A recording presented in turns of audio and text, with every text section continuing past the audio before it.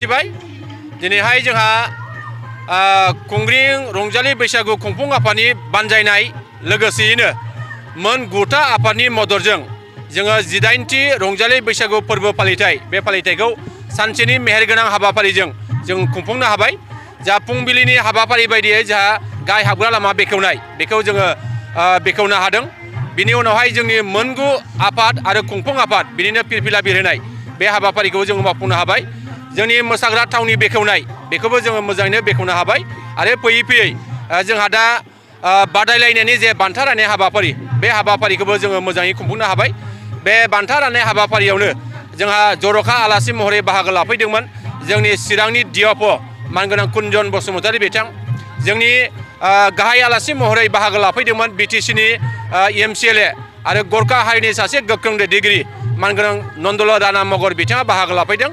जोंनि ओनसोलनि मोन 9 आफादजों लोगोसे जोंनि ओनसोलाव थानाय गुबुन गुबुन जोंहा दैदेनगिरिफोर बिथांमोनहा मैखोमै बाहागो लाफैदों आरो दिनैहाय नैबे बादायलायनायाव जोंनि कुंग्रिं ओनसोलनि सिङाव थानाय मोसाखावरि बादायारि हान्जाफ्रा बेहाय बाहागो लाफैनानै दिनै गावसोरनि रोंगौथि बेखौ बिथांमोनहा दिन्थिनो हाबाय। आङो दिनैहाय गोजोननाय मोन्दों। जोंहा दाखिनगाव जोंहा जोंलारि क्लाब बिथांमोनहा देरहासार जानो हादों। करफागुरि उदांस्रि क्लाब बिथांमोनहा देरहासार जानो हादों आरो कुंग्रिं जोंहा हिमालय हारिमु आफाद बे हारिमु आफादा बिथांमोनहा देरहासार जानो हादों। आं बिथांमोननो आंनि गोसो गोरबोनिफ्राय आं साबायखर जासिदों। जाय बिथांमोनहा बादायफैदोंमोन बे बिथांमोनहा देरहासार जानो हायाखैब्लाबो जाहाथे बिथांमोनहा जाहाथे गोसोआव दुखु मोना, फैबाय थानाय समाव आरोबाव साबसिनै बिथांमोनहा बादायनो थाखाय जेब्लाबो नाजागोन बेखिनिखौ आं मिजिं खालामदों। जों आसा खालामदों जे फैबाय थानाय समाव आरो साबसिनै जोङो हाबाफारि मावफुंनो हागोन।